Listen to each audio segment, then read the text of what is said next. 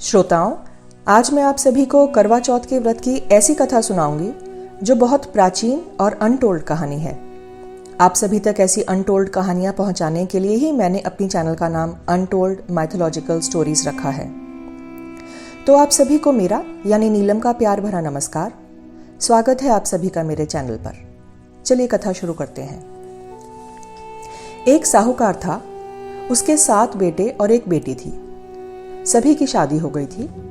बहन भाइयों की बहुत प्यारी थी।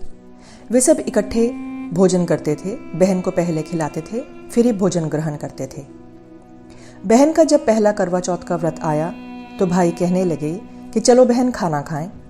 बहन ने कहा कि मेरा तो करवा चौथ का व्रत है, तुम सब खाना खा लो, मैं तो चांद को अर्घ देकर ही खाना खाऊंगी। भाइयों ने सोचा कि बहन रात तक भूखी रहेगी, सो कोई उपाय करना चाहिए। उन्होंने किसी ऊंची जगह पर आग जलाकर उसके आगे छलनी लगा दी और बहन से कहा कि चलो बहन, चांद निकल आया है। बहन ने कहा कि चलो भाभी, चांद निकल आया है। वे बोली तुम्हारा चांद निकला होगा, तुम ही खा लो, तुम ही देख लो।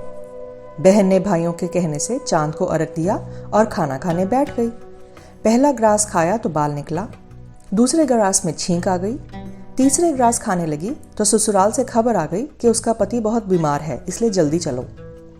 माँ ने संदूक खोला तो सफेद कपड़ा निकला। उसने उसे वही उड़ाकर भेज दिया।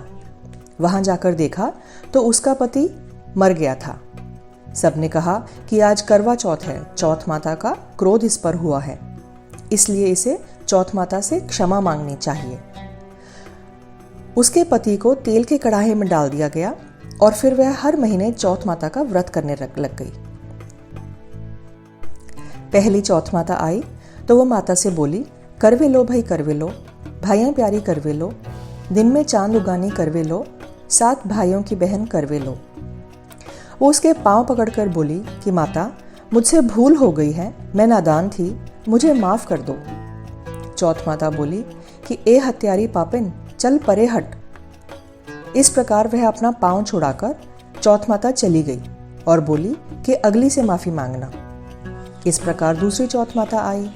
वो उनसे भी बोली, करवे लो भाई, करवे लो, भाइयां प्यारी करवे लो, दिन में चांद उगानी करवे लो, 7 भाइयों की बहन प्यारी करवे लो। दूसरी चौथ माता भी उसको ऐसे बोलकर पांव छुड़ाकर चली गई और जाती जाती बोल करके गई, अगली चौथ माता से मांगना माफी।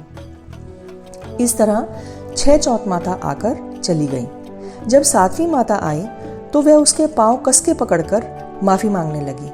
माता ने चूंटी काटी पर उसने उनके पांव नहीं छोड़े और कहा कि माँ, मैं तो नादान थी, मुझसे गलती हो गई, मैं तब तक पांव नहीं छोड़ूंगी जब तक आप मुझे माफ नहीं कर देती।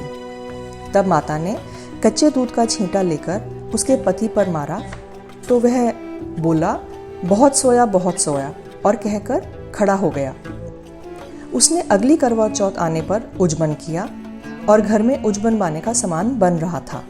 उधर उसकी सास ने बांदी से कहा कि ए बांदी, बहू को भी अनाज की फली और गुड़ की डली दिया, वह भी व्रत कर लेगी। जब बांदी वहां गई तो उसने देखा कि वो लड़का जिंदा है और वहां तो उजबन बाने हो रहे हैं। वो भागी भागी उसकी सास के पास गई और बोली कि माता जी, आपका लड़का तो जिंदा है और वहां तो उजबन बाने हो रहे हैं। सास बोली कि ये बांदी, तो क्यों उसकी हंसी उड़ाती है, वो बेचारी तो पहले ही मुसीबत की मारी है। बांदी बोली, माता जी मैं सच कह रही हूँ, आप भी मेरे साथ चलकर देख लीजिए। जब सास बांदी के साथ बहू के घर पहुंची तो बहू सास के पांव पकड़कर बोली, सासू जी आपका भाग। सास बोली, बहू तेरा भाग। हे माता रानी, जैसी पहली ठूठी वैसे किसी ने न ठूठी हो, यानी कि जैसा चौथ माता ने पहले उसके साथ किया वैसा किसी के साथ ना हो, और जैसी बाद में ठूठी वैसी सब किसी ने ठूठी हो, यानी कि जैसा चौथ माता ने बाद में उसके साथ किया वैसा सब किसी के साथ हो। कहानी कहती ने, हुनकारे भरती ने सदा सुखी और सुहागन रखियो। हे चौथ माता, आपकी सदा ही जय हो। तो यह थी करवा चौथ के व्रत की कथा। राधे राधे। ईश्वर आप सभी श्रोताओं की मनोकामनाएं पूरी करे।